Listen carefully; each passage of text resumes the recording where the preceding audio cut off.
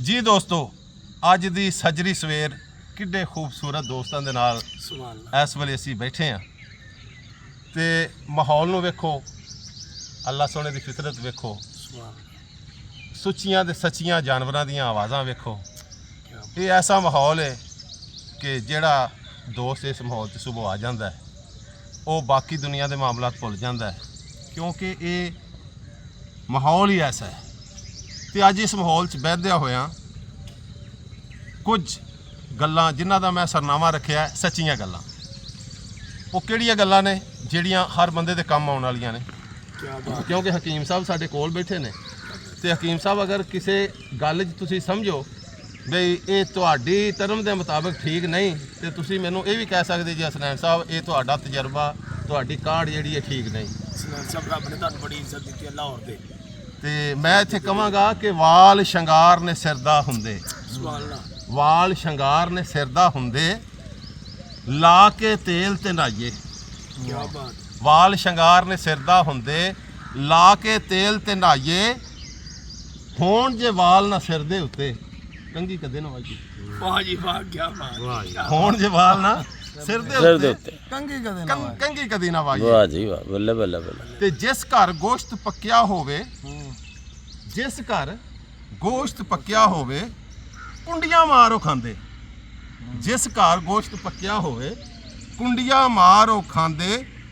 जे कोई सालन मंगे आवे ओनू दाल फड़ांदे। यानी वो फ्रिज जी जेड़ी रखी हुंदी दाल, जे कोई सालन मंगण आवे ओनू दाल फड़ांदे। वाह वाह वाह वाह। ते खाण पीण ते भार चुकन दा, खाण पीण ते भार चुकन दी शर्त कदी ना लाइए।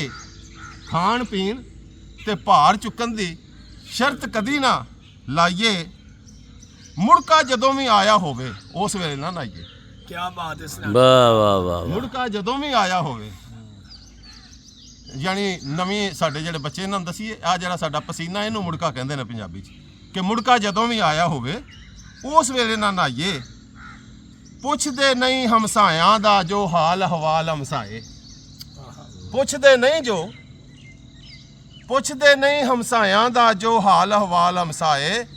उन्हां उत्ते रब दी रहमत दे नहीं हुंदे साए। उन्हां उत्ते रब दी रहमत दे नहीं हुंदे साए। तो अजकल मैं वेखिया कि अक्सर ही प्राहुणे जाते हैं ना किसी को, तो जाके फिर जनाब चलो पिछला भुल ही जाते हैं। ये उन्होंने प्राहुणियां वास्ते वे 3 दिन तिकर रवे प्राहुणा गौर जरा फरमाउणा। 3 दिन तिकर रवे प्राहुणा गौर जरा फरमाउणा। इदों वध प्राहुणे हुंदा अपना कदर घटाउणा। वाह जी वाह, क्या बात क्या प्राहुणे हुंदा अपना कदर घटाउणा। ते किक्कर दी मसवाक जे करिए दंद मजबूत नहीं हुंदे। किक्कर दी मसवाक, किक्कर दी मसवाक जे करिए दंद मजबूत नहीं हुंदे। ढिड दी पीड़ ते गैस अफारा नेड़े नहीं जे आउंदे। ढिड दी पीड़ ते गैस अफारा नेड़े नहीं जे आउंदे। माजरत। ते जिगर जे पैदा खून करे ना, हकीम साहब ये तुसीं लोकां नूं दस दे जे कि जिगर जे पैदा खून करे ना, खाओ अनार सवेरे। जिगर जे पैदा खून करे ना, खाओ अनार सवेरे। पीवो लस्सी चाटी दी ते खाओ मक्खन दे पेड़े। पीवो लस्सी चाटी दी ते खाओ मक्खन दे पेड़े। ते अज मैं दसदा चलना कोई दोस्तां नूं जिस वेले सुबह सवेरे सुत्ते उठदे ने ना, तो वह आंदे ने जी असीं चक्कर खा के डिग पे हाँ। मैं उन्होंने दसना चाहना ये साइंस ने और डॉक्टरां ने साबित किया है कि बंदा जो सौ के उठता है ना वह जेन जिहड़ा उन्होंने मुकम्मल ब्लड नहीं मिलिया हुंदा। इस वास्ते उन्होंने थोड़ी देर बैठ के अपनी सुरत कायम करके फिर जमीन पर पैर रखना चाहिए। तो समात करो कि सुत्तियां उठ के कुछ पल बह के कायम सुरत नूं करिए। सुत्तियां उठ के कुछ पल बह के कायम सुरत नूं करिए। फिर जमीन ते हसनैन अकबर पैर सजे नाल धरिए। क्या बात, क्या बात। फिर जमीन ते हसनैन अकबर पैर सजे नाल धरिए। तो दोस्तों उम्मीद है कि तुहानूं ये जिंदगी च आउण वालियां गल्लां जिहड़ियां ने पसंद भी आईयां होणगियां।